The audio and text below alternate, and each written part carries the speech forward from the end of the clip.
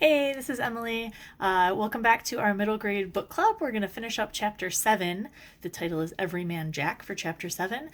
We are once again reading from the Graveyard book by Mr. Neil Gaiman, who has graciously opened up and allowed us to use his titles for online book clubs just like this one.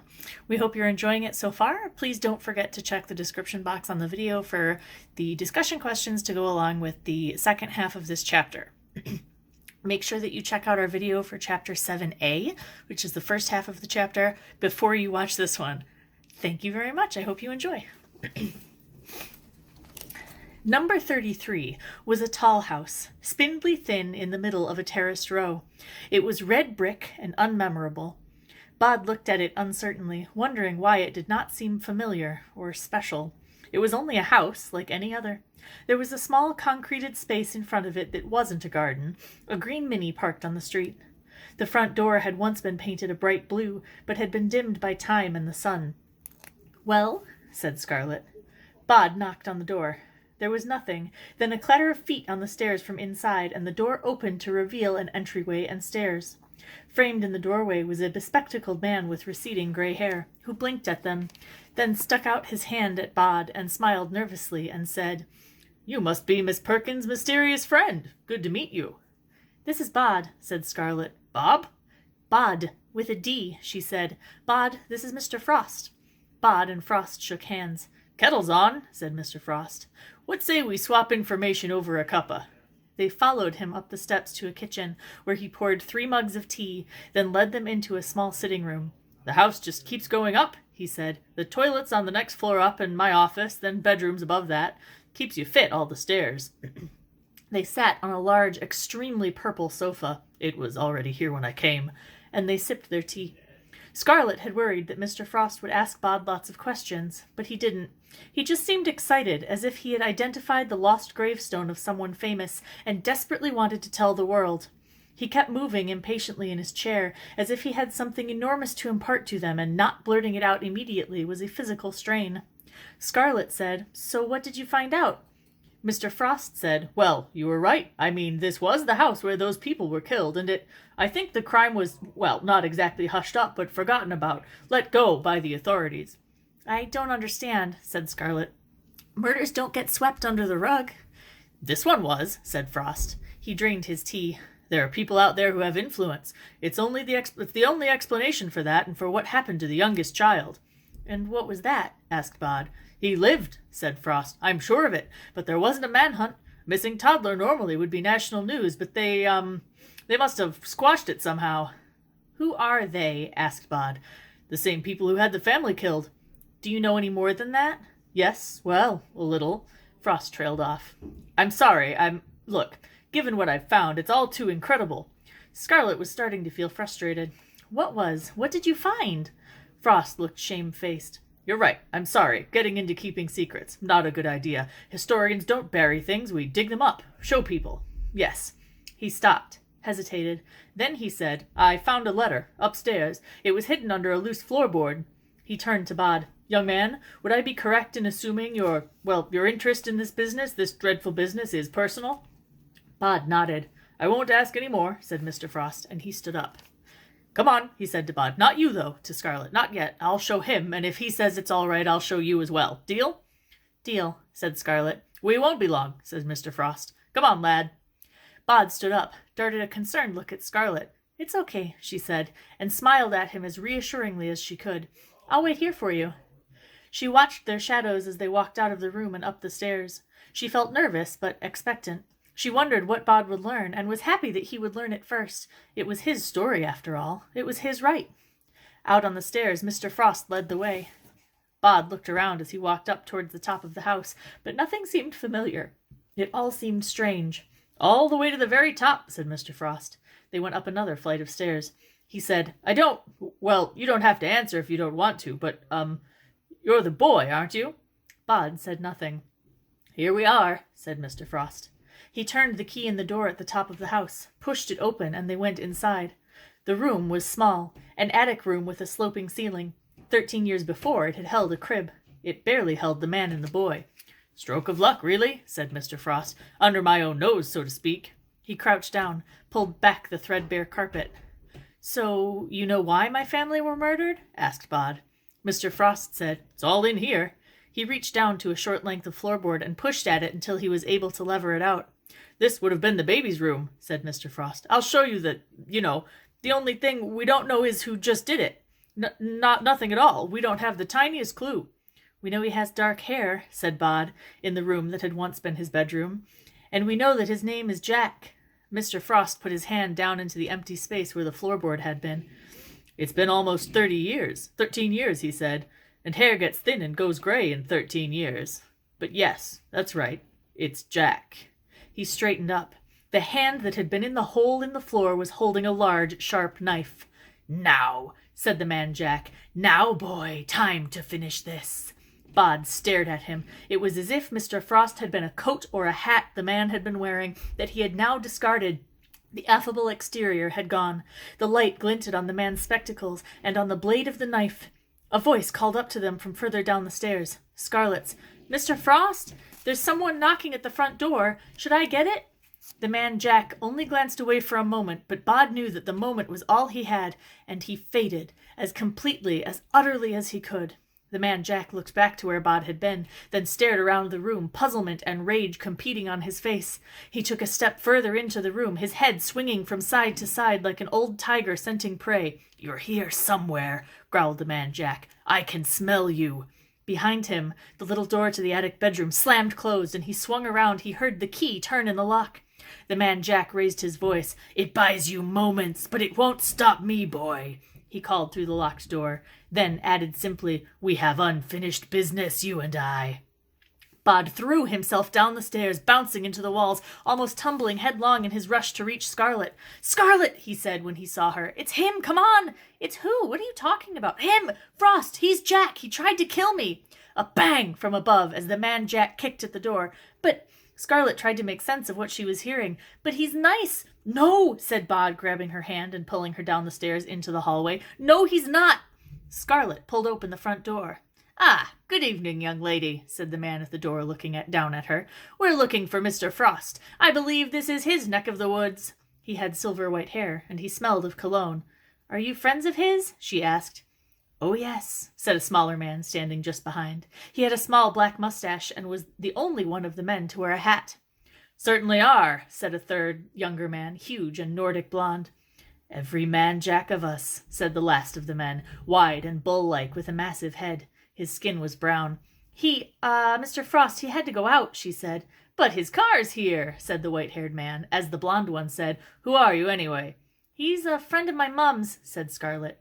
She could see Bod now, on the other side of the group of men, gesturing frantically to her to leave the men and follow him. She said, as breezily as she could, He just popped out for a newspaper, from the corner shop down there. And she closed the door behind her, stepped around the men, and began to walk away. Where are you going? Asked the man with the mustache. I've got a bus to catch, she said. Scarlett walked up the hill toward the bus stop and the graveyard, and resolutely did not look back. Bod walked beside her. Even to Scarlett he seemed shadowy in the deepening dusk, like something that was almost not there, a shimmer of heat haze, a skittery leaf that for a moment had seemed to be a boy. Walk faster, said Bod. They're all looking at you, but don't run. Who are they? Asked Scarlett quietly. I don't know, said Bod, but they all felt weird, like they weren't properly people. I want to go back and listen to them. Of course they're people, said Scarlett, and she walked up the hill as fast as she could without actually running, no longer certain that Bod was by her side. The four men stood at the door to number 33. I don't like this, said the big man with the bull neck. You don't like this, Mr. Tar, said the white-haired man. None of us like it. All wrong. Everything's going wrong. Krakow's gone. They aren't answering. And after Melbourne and Vancouver, said the man with the mustache. For all we know, we four are all that's left. Quiet, please, Mr. Ketch, said the white-haired man. I'm thinking. Sorry, sir, said Mr. Ketch, and he patted his mustache with one gloved finger, looked up the hill and down again, and whistled through his teeth. I think we should go after her, said the bull-necked man, Mr. Tar. I think you people should listen to me, said the white-haired man. I said quiet, and what I meant was quiet. Sorry, Mr. Dandy, said the blond man. They were quiet. In the silence they could hear thumping sounds coming from high inside the house. I'm going in, said Mr. Dandy. Mr. Tar, you're with me. Nimble and Ketch, get that girl. Bring her back. Dead or alive? Said Mr. Ketch with a smug smile. Alive, you moron, said Mr. Dandy. I want to know what she knows. Maybe she's one of them, said Mr. Tar. The ones who done for us in Vancouver and Melbourne and... Get her, said Mr. Dandy. Get her now! The blond man and the hat and mustache hurried up the hill. Mr. Dandy and Mr. Tar stood outside the door to number 33. Force it, said Mr. Dandy. Mr. Tar put his shoulder against the door and began to lean his weight on it. It's reinforced, he said. Protected. Mr. Dandy said, Nothing one Jack can do that another can't fix. He pulled off his glove, put his hand against the door, muttered something in a language older than English. Now try it, he said. Tar leaned against the door, grunted, and pushed. This time the lock gave, and the door swung open. Nicely done, said Mr. Dandy. There was a crashing noise from far above them, up at the top of the house. The man Jack met them halfway down the stairs. Mr. Dandy grinned at him, without any humor, but with perfect teeth. Hello, Jack Frost, he said. I thought you had the boy. I did, said the man Jack. He got away. Again? Jack Dandy's smile grew wider and chillier and even more perfect. Once is a mistake, Jack. Twice is a disaster. We'll get him, said the man Jack. This ends tonight. It had better, said Mr. Dandy. He'll be in the graveyard, said the man Jack. The three men hurried down the stairs. The man Jack sniffed the air. He had the scent of the boy in his nostrils, a prickle at the nape of his neck. He felt like all this had happened years before. He paused, pulled on his long black coat, which had hung in the front hall, incongruous beside Mr. Frost's tweed jacket and fawn mackintosh. The front door was open to the street, and the daylight had almost gone. This time the man Jack knew exactly which way to go. He did not pause, but simply walked out of the house and hurried up the hill toward the graveyard. The graveyard gates were closed when Scarlett reached them. Scarlett pulled at them desperately, but the gates were padlocked for the night.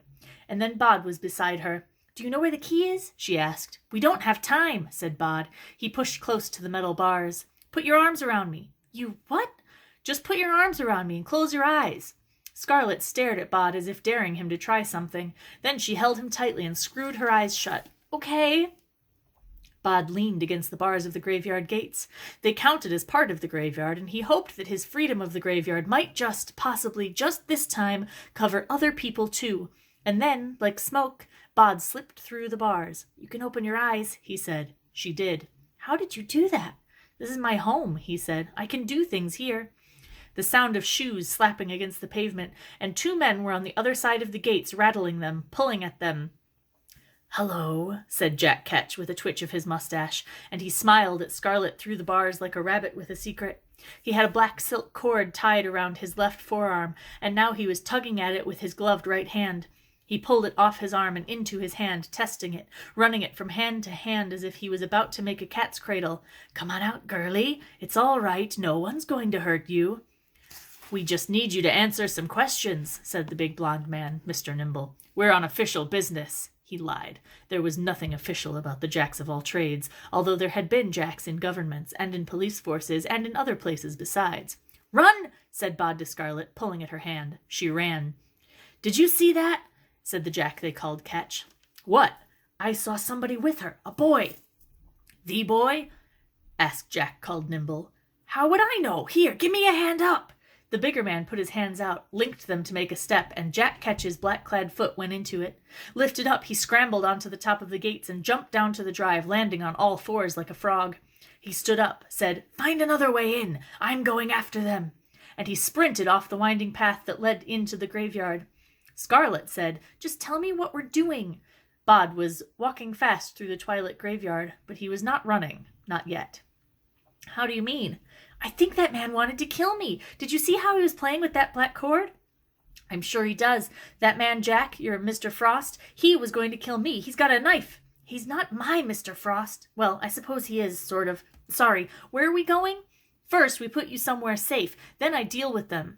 All around Bod, the inhabitants of the graveyard were waking and gathering, worried and alarmed. Bod, said Caius Pompous, what is happening? Bad people, said Bod. Can our lot keep an eye on them? Let me know where they are at all times. We have to hide Scarlett. Any ideas? The chapel crypt, said Thackeray Porringer. First place they'll look. Who are you talking to? Asked Scarlett, staring at Bod as if he had gone mad. Caius Pompeius said, Inside the hill? Bod thought, yes. Good call. Scarlett, do you remember the place where we found the Indigo Man? Kind of. A dark place. I remember there wasn't anything to be scared of. I'm taking you up there. They hurried the path. Scarlett could tell that Bod was talking to people as he went, but could only hear his side of the conversation. It was like hearing someone talk on a phone, which reminded her, My mom's going to go spare, she said. I'm dead. No, said Bod, you're not. Not yet. Not for a long time. Then, to someone else, 2 of them now. Together? Okay. They reached the Frobisher mausoleum. The entrance is behind the bottom coffin on the left, Bod said. If you hear anyone coming and it's not me, go straight down to the very bottom. Do you have anything to make light? Yeah, a little LED thing on my keyring. Good. He pulled open the door to the mausoleum. And be careful. Don't trip or anything. Where are you going? Asked Scarlett. This is my home, said Bod. I'm going to protect it. Scarlett squeezed the LED keyring and went down on her hands and knees. The space behind the coffin was tight, but she went through the hole into the hill and pulled the coffin back as best she could. In the dim LED light, she could see stone steps. She stood upright and, hand on the wall, walked down 3 steps, then stopped and sat, hoping that Bod knew what he was doing. And she waited. Bod said, Where are they now? His father said, One fellow's up by the Egyptian walk looking for you. His friend's waiting down by the alley wall. 3 others are on their way over, climbing up the alley wall on all the big bins. I wish Silas were here. He'd make short work of them. Or Miss Lupescu. You don't need them, said Mr. Owens encouragingly. Where's Mum? Down by the alley wall. Tell her I've hidden Scarlett in the back of the Frobisher's place. Ask her to keep an eye on her if anything happens to me. Bod ran through the darkened graveyard. The only way into the northwest part of the graveyard was through the Egyptian walk, and to get there he would have to go past the little man with the black silk rope, a man who was looking for him, and who wanted him dead. He was nobody Owens, he told himself. He was a part of the graveyard. He would be fine. He nearly missed the little man, the Jack called Ketch, as he hurried into the Egyptian walk. The man was almost part of the shadows. Bod breathed in, faded as deeply as he could fade, and moved past the man like dust blown on an evening breeze.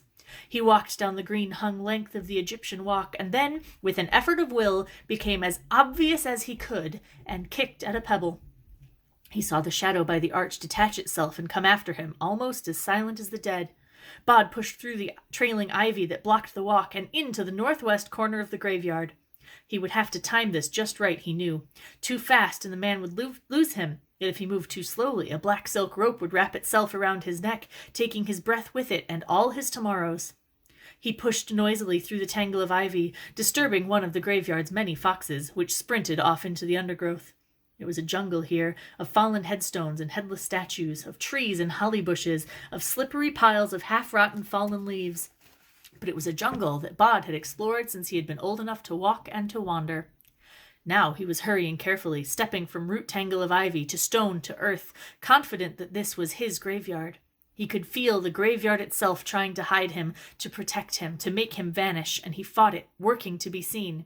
He saw Nehemiah Trot, and hesitated. "Hola, young Bod," called the poet. "I hear that excitement is the master of the hour, that you fling yourself through these dominions like a comet across the firmament. What's the word, good Bod?" "Stand there," said Bod, "just where you are. Look back the way I came. Tell me when he comes close." Bod skirted the ivy-covered Carster's grave, and then he stood, panting as if out of breath, with his back to his pursuer. And he waited. It was only for a few seconds, but it felt like a small forever. "He's here, lad," said Nehemiah Trot, "about 20 paces behind you." The Jack called Ketch saw the boy in front of him. He pulled his black silk cord tight between his hands. It had been stretched around so many necks over the years, and had been the end of every one of the people it had embraced. It was very soft, and very strong, and invisible to X-rays. Ketch's mustache moved, but nothing else. He had his prey in his sight and did not want to startle it. He began to advance, silent as a shadow. The boy straightened up. Jack Ketch darted forward, his polished black shoes almost soundless on the leaf mold. "He comes, lad!" called Nehemiah Trot. The boy turned around, and Jack Ketch made a leap towards him. And Mr. Ketch felt the world tumbling away beneath him. He grabbed at the world with one gloved hand, but tumbled down and down into the old grave, all of 20 feet before crash-landing on Mr. Carster's coffin, splintering the coffin lid and his ankle at the same time. "That's one," said Bod, calmly, though he felt anything but calm. "Elegantly accomplished," said Nehemiah Trot. "I shall compose an ode. Would you like to stay and listen?" "No time," said Bod. "Where are the other men?" Euphemia Horsefall said, 3 of them are on the southwest path, leading up the hill. Tom Sands said, and here's another. Right now, he's just walking around the chapel. He's the one who's been all around the graveyard for the last month. But there's something different about him. Bod said, keep an eye on the man in with Mr. Carstairs, and please apologize to Mr. Carstairs for me. He ducked under a pine branch and loped around the hill, on the paths when it suited him, off the paths, jumping from monument to stone when that was quicker. He passed the old apple tree. There's 4 of them still, said a tart female voice. 4 of them and all killers, and the rest of them won't all of them fall into open graves to oblige you? Hello, Liza. I thought you were angry at me. I might be and I mightn't, she said. Nothing more than a voice. But I'm not going to let them cut you up nohow. Then trip them for me. Trip them and confuse them and slow them down. Can you do that? While you runs away again? Nobody Owens, why don't you just fade and hide in your mam's nice tomb where they'll never find you, and soon enough Silas will be back to take care of them. Maybe he will, and maybe he won't, said Bod. I'll meet you by the lightning tree. I'm still not talking to you, said Liza Hempstock's voice, proud as a peacock and pert as a sparrow. Actually, you are. I mean, we're talking right now. Only during this emergency. After that, not a word. Bod made for the lightning tree, an oak that had been burned by lightning 20 years ago and now was nothing more than a blackened limb clutching at the sky. He had an idea. It was not fully formed. It depended on whether he could remember Miss Lupescu's lessons, remember everything he had seen and heard as a child. It was harder to find the grave than he had expected, even looking for it, but he found it, an ugly grave tipped at an odd angle, its stone topped by a headless, water-stained angel that had the appearance of a gargantuan fungus. It was only when he touched it and felt the chill that he knew it for certain. He sat down on the grave, forced himself to become entirely visible. You've not faded, said Liza's voice. Anyone could find you. Good, said Bod. I want them to find me. More know Jack Fool than Jack Fool knows, said Liza. The moon was rising. It was huge now and low in the sky. Bod wondered if it would be overdoing it if he began to whistle. I can see him. A man ran towards him, tripping and stumbling, 2 other men close behind. Bod was aware of the dead clustered around them, watching the scene, but he forced himself to ignore them. He made himself more comfortable on the ugly grave. He felt like the bait in a trap, and it was not a good feeling. The bull-like man was the first to reach the grave, followed closely by the man with the white hair who had done all the talking, and the tall blond man. Bod stayed where he was. The man with the white hair said, Ah, the elusive Dorian boy, I presume. Astonishing. There's our Jack Frost hunting the whole world over, and here you are, just where he left you 13 years ago. Bod said, That man killed my family. Indeed he did. Why? Does it matter? You're never going to tell anyone. Then it's no skin off your nose to tell me, is it? The white-haired man barked a laugh. Ha! Funny boy. What I want to know is, how have you lived in a graveyard for 13 years without anyone catching wise? I'll answer your question if you answer mine. The bull-necked man said, You don't talk to Mr. Dandy like that, little snot. I'll split you, I will. The white-haired man took another step closer to the grave. Hush, Jack Tar. All right, an answer for an answer. We, my friends and I, are members of a fraternal organization known as the Jacks of all Trades, or the Knaves, or by other names. We go back an extremely long way. We know, we remember things that most people have forgotten. The old knowledge. Bod said, Magic. You know a little magic. The man nodded agreeably, if you want to call it that. But it is a very specific sort of magic. There's a magic you take from death. Something leaves the world, something else comes into it. You killed my family for what? For magic powers? That's ridiculous. No, we killed you for protection. Long time ago, one of our people, this was back in Egypt in pyramid days, he foresaw that one day there would be a child born who would walk the borderland between the living and the dead. That if this child grew to adulthood, it would mean the end of our order and all we stand for. We had people casting nativities before London was a village. We had your family in our sights before New Amsterdam became New York. And we sent what we thought was the best and the sharpest and the most dangerous of all the Jacks to deal with you. To do it properly, so we could take all the bad juju and make it work for us instead, and keep everything tickety-boo for another 5,000 years. Only he didn't. Bod looked at the 3 men. So where is he? Why isn't he here? The blond man said, "We can take care of you. He's got a good nose on him, has our Jack Frost. He's on the trail of your little girlfriend. Can't leave any witnesses, not to something like this." Bod leaned forward, dug his hands into the wild wheatgrass that grew on the unkempt grave. "Come and get me," was all that he said. The blond man grinned, the bullneck man lunged, and yes, even Mr. Dandy took several steps forward. Bod pushed his fingers as deeply as he could into the grass, and he pulled his lips back from his teeth, and he said 3 words in a language that was already ancient before the Indigo Man was born. "Skag, Theg, Kavaga!" He opened the ghoul gate. The grave swung up like a trapdoor. In the deep hole below the door, Bod could see stars, a darkness filled with glimmering lights. The bullman, Mr. Tar, at the edge of the hole, could not stop and stumbled, surprised, into the darkness. Mr. Nimble jumped toward Bod, his arms extended, leaping over the hole. Bod watched as the man stopped in the air at the zenith of his spring and hung there for a moment before he was sucked through the ghoul gate, down and down. Mr. Dandy stood at the edge of the ghoul gate on a lip of stone and looked down into the darkness beneath. Then he raised his eyes to Bod, and thin-lipped he smiled. "I don't know what you just did," said Mr. Dandy, "but it didn't work." He pulled his gloved hand out of his pocket, holding a gun pointed directly at Bod. "I should have just done this 13 years ago," said Mr. Dandy. "You can't trust other people. If it's important, you have to do it yourself." A desert wind came up from the open ghoul gate, hot and dry with grit in it. Bod said, "There's a desert down there. If you look for water, you should find some. There's things to eat if you look hard, but don't antagonize the night gaunts. Avoid Ghoulheim. The ghouls might wipe your memories and make you into one of them, or they might wait until you've rotted down and then eat you. Either way, you can do better." The gun barrel did not waver. Mr. Dandy said, "Why are you telling me this?" Bod pointed across the graveyard. "Because of them," he said, and as he said it, as Mr. Dandy glanced away, only for a moment, Bod faded. Mr. Dandy's eyes flickered away and back, but Bod was no longer by the broken statue. From deep in the hole something called like the lonely wail of a night bird. Mr. Dandy looked around, his forehead a slash, his body a mass of indecision and rage. "Where are you?" he growled. "The deuce take you! Where are you?" He thought he heard a voice say, "Ghoul gates are made to be opened and then closed again. You can't leave them open. They want to close." The lip of the hole shuddered and shook. Mr. Dandy had been in an earthquake once, years before, in Bangladesh. It felt like that. The earth juddered, and Mr. Dandy fell, would have fallen into the darkness, but he caught hold of the fallen headstone, threw his arms about it, and locked on. He did not know what was beneath him, only that he had no wish to find out. The earth shook, and he felt the headstone begin to shift beneath his weight. He looked up.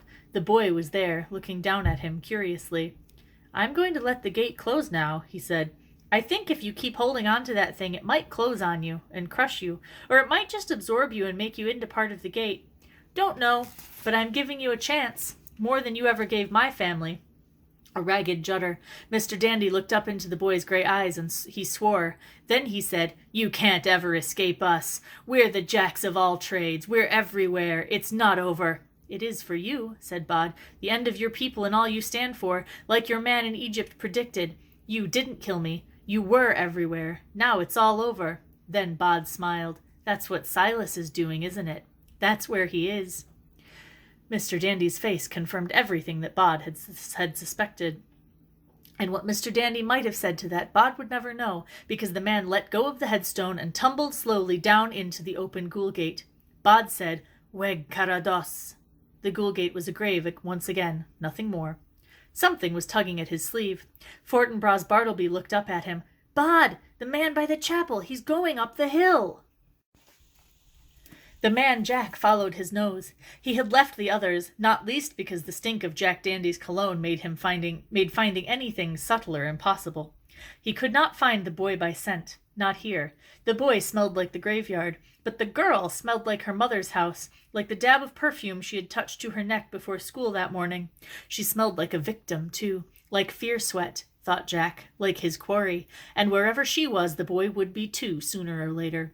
His hand closed around the handle of his knife, and he walked up the hill. He was almost at the top of the hill when it occurred to him, a hunch he knew was a truth, that Jack Dandy and the rest of them were gone. Good, he thought, there's always room at the top.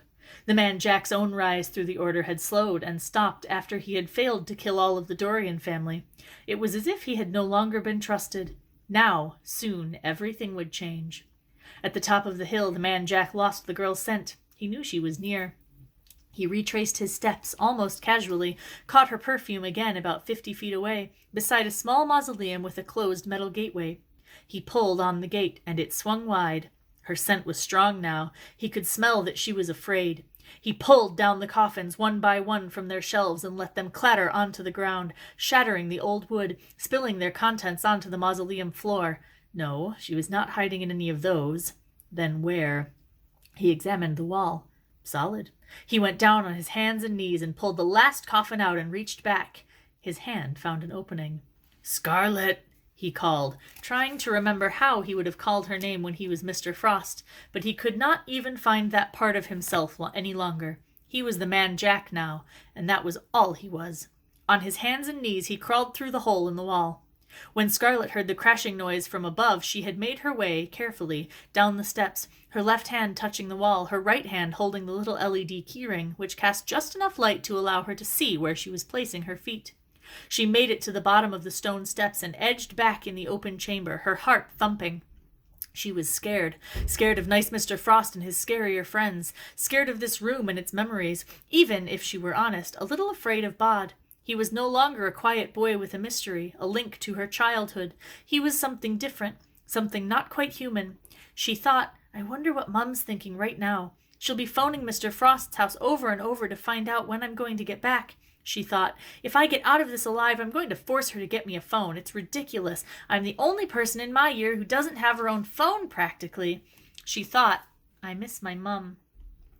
She had not thought anyone human could move that silently through the dark, but a gloved hand closed upon her mouth, and a voice that was only barely recognizable as Mr. Frost's said, without emotion, Do anything clever, do anything at all, and I will cut your throat. Nod if you understand me. Scarlett nodded.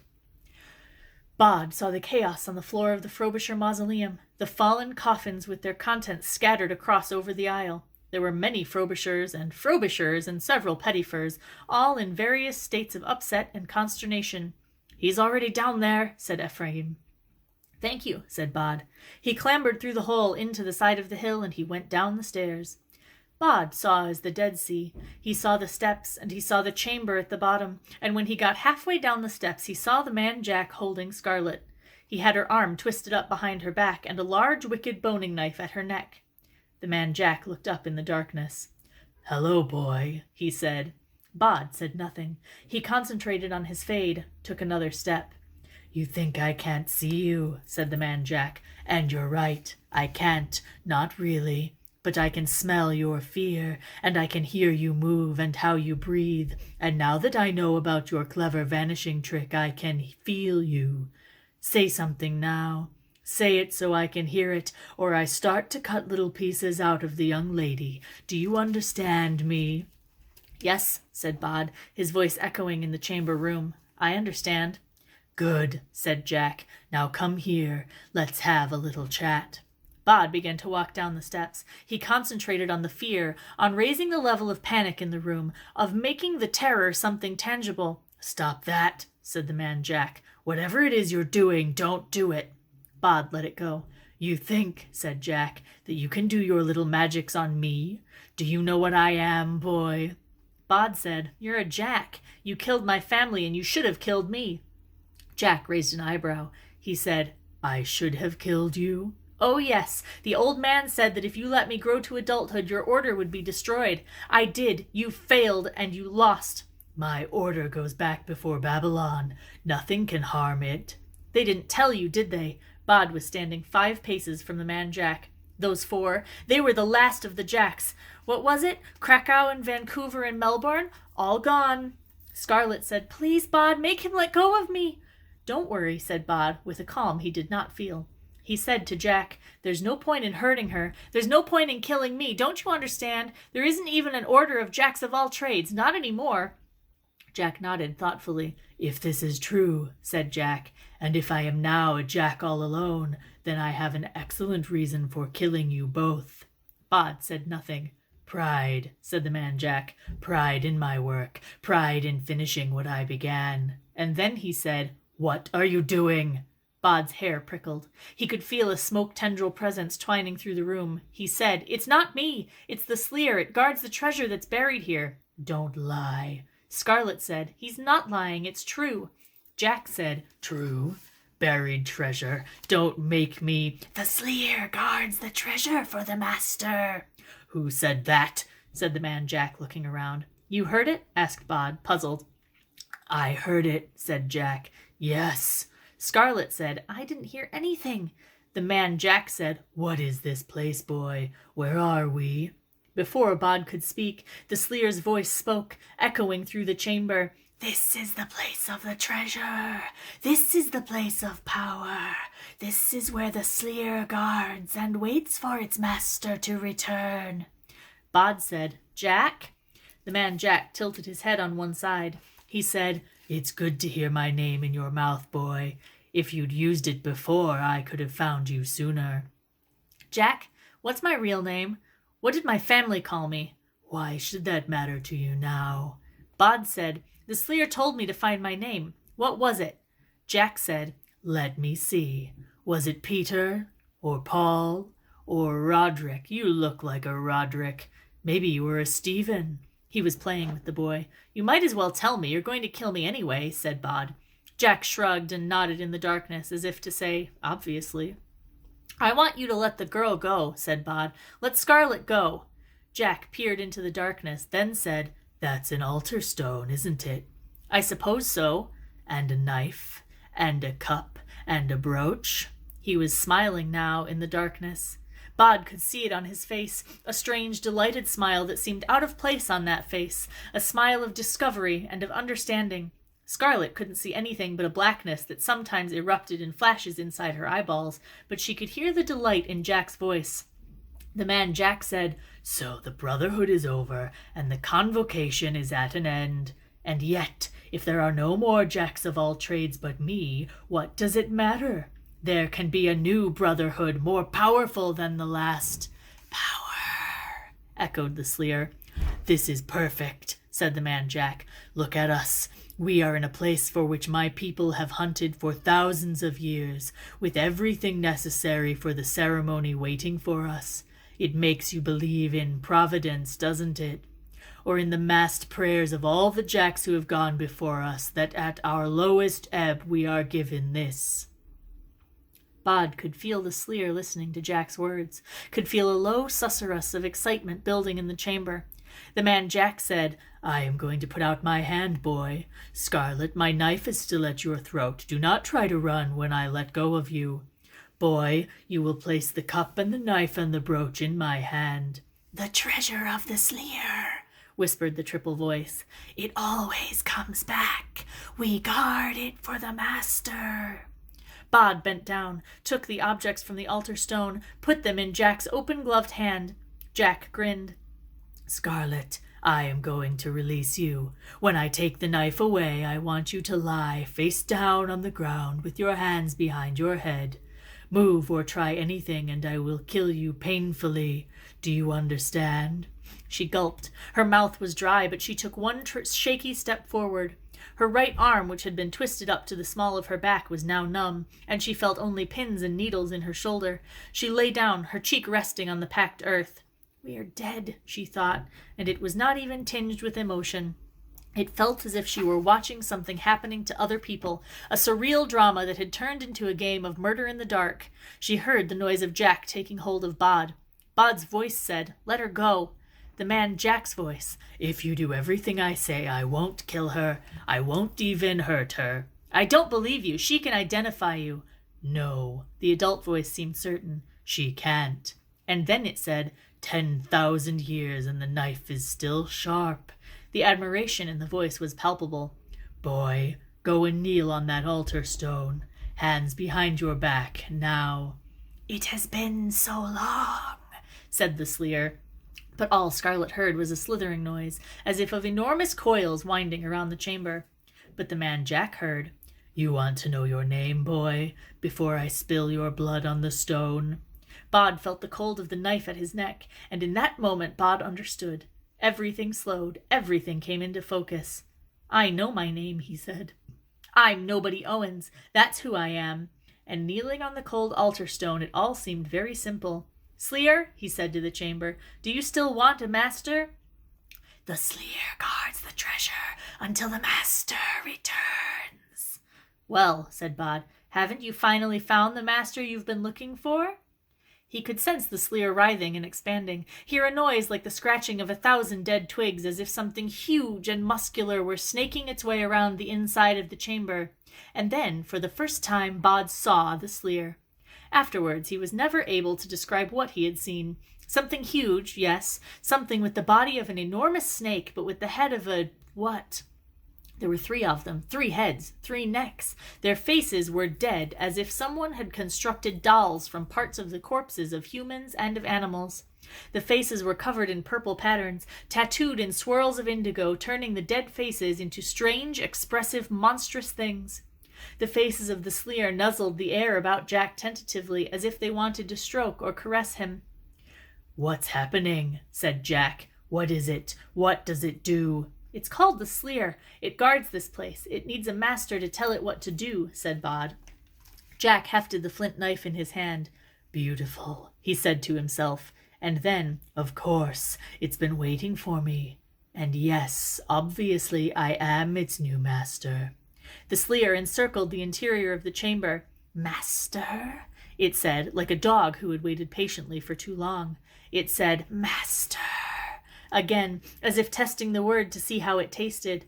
And it tasted good, so it said it one more time with a sigh of delight and of longing. "Master." Jack looked down at Bod. 13 years ago I missed you, and now we are reunited. The end of one order, the beginning of another. Goodbye, boy." With one hand he lowered the knife to the boy's throat. The other hand held a goblet. "Bod," said Bod, "not boy. Bod." He raised his voice. "Sleer," he said, "what will you do with your new master?" The Sleer sighed.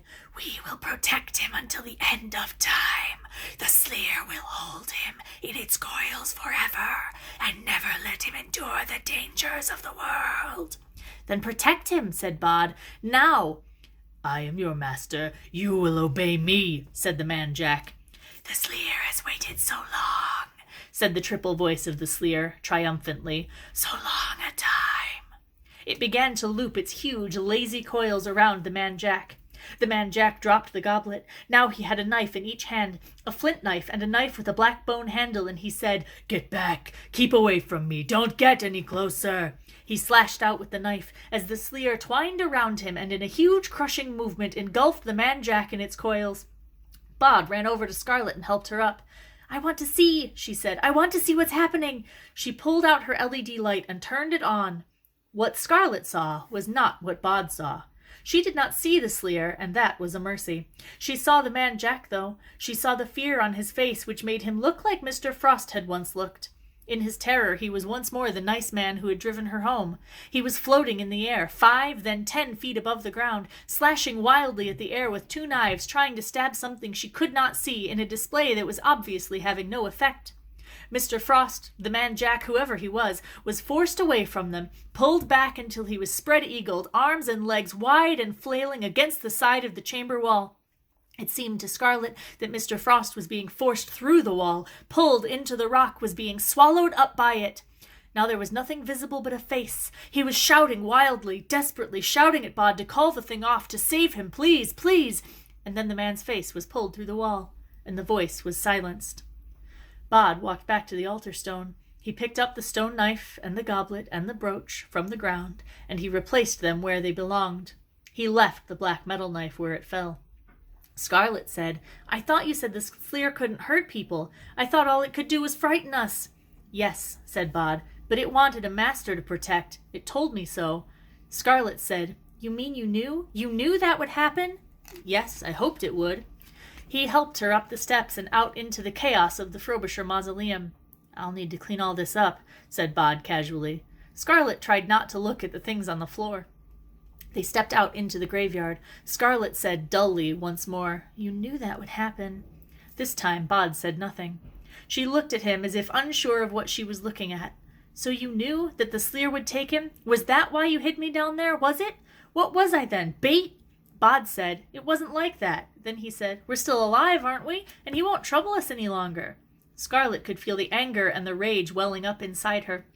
The fear had gone, and now all she was left with was the need to lash out, to shout. She fought the urge. And what about those other men? Did you kill them too? I didn't kill anyone. Then where are they? One of them's at the bottom of a deep grave with a broken ankle. The other three are, well, they're a long way away. You didn't kill them? Of course not, said Bod. This is my home. Why would I want them hanging around here for the rest of time? Then, look, it's okay. I dealt with them. Scarlett took a step away from him. She said, you aren't a person. People don't behave like you. You're as bad as he was. You're a monster. Bod felt the blood drain from his face. After everything he'd been through that night, after everything that had happened, this was somehow the hardest to take. No, he said, it wasn't like that. Scarlett began to back away from Bod. She took 1 step, 2 steps, and was about to flee, to turn and run madly, desperately away through the moonlit graveyard, when a tall man in black velvet put his hand on her arm and said, I'm afraid you do Bod an injustice, but you will undoubtedly be happier if you remember none of this. So let us walk together, you and I, and discuss what has happened to you over the last few days, and what it might be wise for you to remember, and what it might be better for you to forget. Bod said, Silas, you can't make her forget me.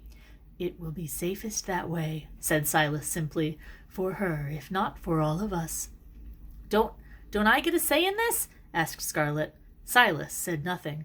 Bod took a step towards Scarlett, said, Look, it's over. I know it was hard, but we did it. You and me, we beat them. Her head was shaking angrily as if she was denying everything she saw, everything she was experiencing. She looked up at Silas and said only, I want to go home, please. Silas nodded. He walked with the girl down the path that would eventually lead them both out of the graveyard. Bod stared at Scarlett as she walked away, hoping that she would turn and look back, that she would smile, or just look at him without fear in her eyes. But Scarlett did not turn. She simply walked away. Bod went back into the mausoleum. He had to do something, so he began to pick up the fallen coffins, to remove the debris, and to replace the tangle of tumbled bones into the coffin. Disappointed to discover that none of the many Frobishers and Pettifers gathered around to watch seemed to be quite certain whose bones belonged in which container. A man brought Scarlett home. Later, Scarlett's mother could not remember quite what he had told her, although, disappointedly, she had learned that nice J. Frost had unavoidably been forced to leave town. The man talked with them in the kitchen about their lives and their dreams, and by the end of the conversation, Scarlett's mother had somehow decided that they would be returning to Glasgow. Scarlett would be happy to be near her father and to see her old friends again. Silas left the girl and her mother talking in the kitchen, discussing the challenges of moving back to Scotland, with Nuna promising to buy Scarlett a phone of her own. They barely remembered that Silas had ever been there, which was the way he liked it. Silas returned to the graveyard and found Bod sitting in the amphitheater by the obelisk, his face set. How is she? I took her memories, said Silas. They will return to Glasgow. She has friends there. How could you make her forget me? Silas said, People want to forget the impossible. It makes their world safer. Bod said, I liked her. I'm sorry. Bod tried to smile, but he could not find a smile inside himself. The men, they spoke about trouble they were having in Krakow and Melbourne and Vancouver. That was you, wasn't it? I was not alone, said Silas. Miss Lupescu? Said Bod. Then, seeing the expression on his guardian's face, Is she all right? Silas shook his head, and for a moment his face was terrible for Bod to behold. She fought bravely. She fought for you, Bod. Bod said, The Sleer has the man Jack. 3 of the others went through the ghoul gate. There's one injured but still alive at the bottom of the Carster's grave. Silas said, He is the last of the Jacks. I will need to talk to him then, before sunrise. The wind that blew across the graveyard was cold, but neither the man nor the boy seemed to feel it. Bod said, She was scared of me. Yes. But why? I saved her life. I'm not a bad person, and I'm just like her. I'm alive, too. Then he said, How did Miss Lupescu fall? Bravely, said Silas, in battle, protecting others. Bod's eyes were dark. You could have brought her back here, buried her here, then I could have talked to her. Silas said, That was not an option. Bod felt his eyes stinging. He said, "She used to call me Nimini. No one will ever call me that again." Silas said, "Shall we go and get food for you?" "We? You want me to come with you? Out of the graveyard?" Silas said, "No one is trying to kill you. Not right now. There are a lot of things they are not going to be doing, not any longer. So yes, what would you like to eat?" Bod thought about saying that he wasn't hungry, but that simply was not true. He felt a little sick and a little lightheaded, and he was starving. "Pizza?" he suggested. They walked through the graveyard down to the gates. As Bod walked, he saw the inhabitants of the graveyard, but they let the boy and his guardian pass among them without a word. They only watched. Bod tried to thank them for their help, to call out his gratitude, but the dead said nothing. The lights of the pizza restaurant were bright, brighter than Bod was comfortable with. He and Silas sat near the back, and Silas showed him how to use a menu, how to order food. Silas ordered a glass of water and a small salad for himself, which he pushed around the bowl with his fork, but never actually put to his lips. Bod ate his pizza with his fingers and enthusiasm. He did not ask questions. Silas would talk in his own time. Or he would not. Silas said, "We had known of them, of the Jacks, for a long, long time, but we knew of them only from the results of their activities. We suspected there was an organization behind it, but they hid too well. And then they came after you, and they killed your family, and slowly I was able to follow their trail." "Is we, you and Miss Lupescu?" asked Bod. "Us and others like us." "The honor guard," said Bod. "How did you hear about?" said Silas. Then, "No matter. Little pitchers have big ears, as they say. Yes, the honor guard." Silas picked up his glass of water. He put the water glass to his lips, moistened them, then put it down on the polished black tabletop. The surface of the tabletop was almost mirrored, and had anyone cared to look, they might have observed that the tall man had no reflection. Bod said, "So now you're done with all this. Are you going to stay?" "I gave my word," said Silas. "I am here until you are grown." "I'm grown," said Bod. "No," said Silas. "Almost. Not yet." He put a 10-pound note down on the tabletop. "That girl," said Bod. "Scarlett. Why was she so scared of me, Silas?" But Silas said nothing, and the question hung in the air as the man and the youth walked out of the bright pizza restaurant into the waiting darkness, and soon enough they were swallowed by the night.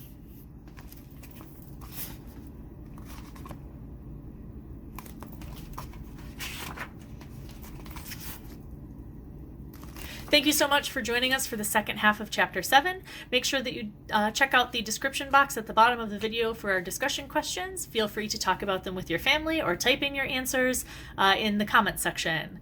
We'll see you next time for Chapter 8.